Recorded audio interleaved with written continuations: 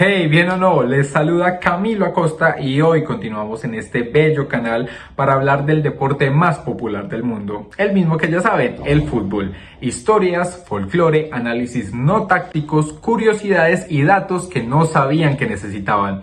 Así que bien puedan, sigan adelante. En este video vamos a hablar de la relación futbolística entre Colombia y Paraguay y cómo esto le dio a la selección guaraní la base para su primera participación destacada en la historia de las Copas del Mundo. Hoy les contaré la historia de la selección Paraguay, que tuvo como base de su equipo a jugadores de la Liga Colombiana en el Mundial México 1986, quiénes fueron y cómo les fue entonces.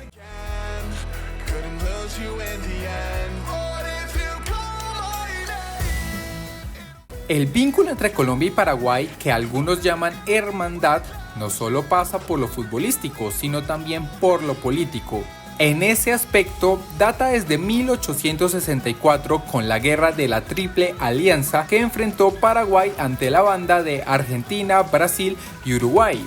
Para ese conflicto bélico, Colombia se puso del lado guaraní, elevó su voz de protesta contra esa guerra y con su constitución de entonces tenía la facultad de otorgar la ciudadanía y otros beneficios a cualquier paraguayo o ciudadano hispanoamericano que llegara al país si, como resultado de la pugna armada, su país desaparecía a manos de la alianza militar de argentinos, brasileros y uruguayos. Si bien esa nación no desapareció, perdió en territorio casi 150.000 kilómetros cuadrados.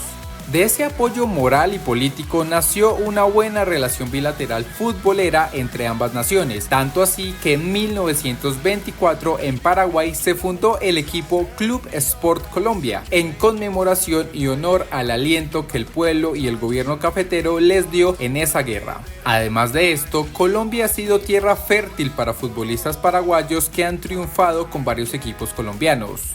Por dar algunos nombres, Gustavo Adrián Ramírez, delantero que militó en el Deportivo Cali y en Deportes Tolima, Roberto Ovelar, delantero que ganó títulos con Millonarios y Junior, Carlos Villagra, delantero que vistió las camisetas del Deportivo Pasto, de Millonarios y de Nacional, y Anthony Silva, quien fue arquero del Tolima, del Independiente Medellín y de Independiente Santa Fe. Esta relación futbolística tuvo su mejor momento hasta ahora en la Copa del Mundo de 1986 celebrada en México. Ese año la selección de Paraguay llegaba al cuarto mundial de su historia después de 28 años de ausencia. Para la cita mundialista, de los 22 jugadores que convocaron, los guaraní echaron mano de 5 futbolistas que militaban en ese entonces en el fútbol colombiano. No para estar en la banca esperando para jugar 5 minutos o solo para salir en el álbum de Panini, sino para ser protagonistas. Estos fueron el arquero Roberto El Gato Fernández del Deportivo Cali, los volantes Jorge Amado Núñez, argentino de nacimiento pero nacionalizado paraguayo, del Deportivo Cali, y Buenaventura Ferreira, también del cuadro azucarero, así como los delanteros Roberto Cabañas del América y Alfredo Mendoza del Independiente Medellín.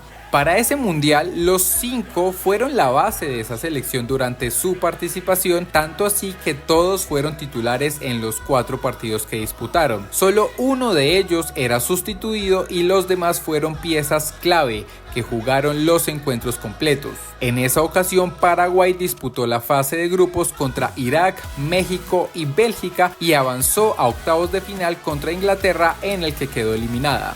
Gato Fernández fue titular y jugó los partidos completos en la victoria por 1-0 contra Irak, en el que tuvo una calificación de 7,5 según SofaScore, en el empate a un gol contra México, en el que su calificación fue de 7,6, en el empate 2-2 contra Bélgica, del que salió con una calificación de 7,4, y en el cierre de la participación de Paraguay en octavos de final, que fue derrota contra Inglaterra por 3-0, en la que su calificación fue de 5,6. Núñez también fue titular y jugó los partidos completos contra Irak con una calificación de 6,8, contra México en el que quedó con una calificación de 6,4, contra Bélgica en el que tuvo una calificación de 6,9 y en la eliminación contra Inglaterra con una calificación de 6,6. Ferreira, por su parte, también fue siempre inicialista jugando los partidos completos contra Irak, en el que tuvo una calificación de 6,7, contra México, del que salió con una calificación de 6,8, contra Bélgica, en el que su calificación fue de 7,2, y contra Inglaterra con una calificación de 6,8.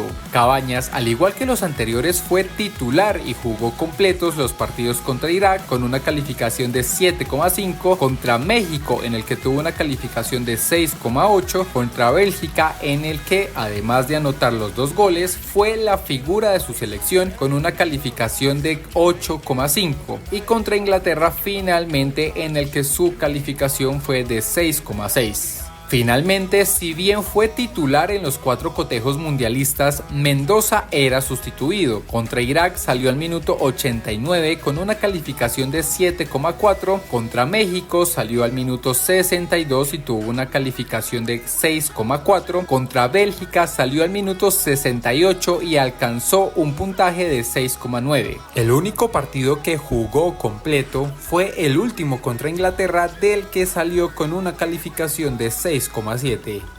Como ven, los 5 tuvieron una actuación destacada en México 1986, en la que sobresalen el delantero Roberto Cabañas con un promedio de 7,3 en sus calificaciones y el arquero Roberto Fernández con un promedio de 7.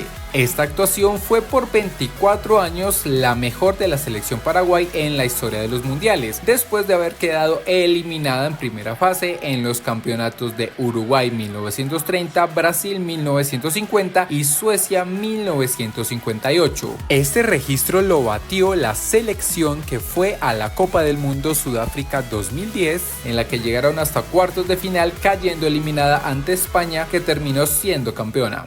No siendo más ni menos, hasta acá nos trajo el río en lo que respecta a este video. Gracias por haber llegado hasta aquí, porque eso significa que lo viste completico, y eso, además de ponerme muy feliz, me ayuda un montón. No olvides darle me gusta, compartirlo, darle clic en suscribirse para que este canal crezca, activar la campana para que YouTube te avise cada que subo un video y poner ahí abajo tu comentario. Déjame saber qué te pareció esta historia futbolística y si conoces otro caso similar con jugadores del fútbol colombiano. Saludos y abrazo grande. Hasta la próxima.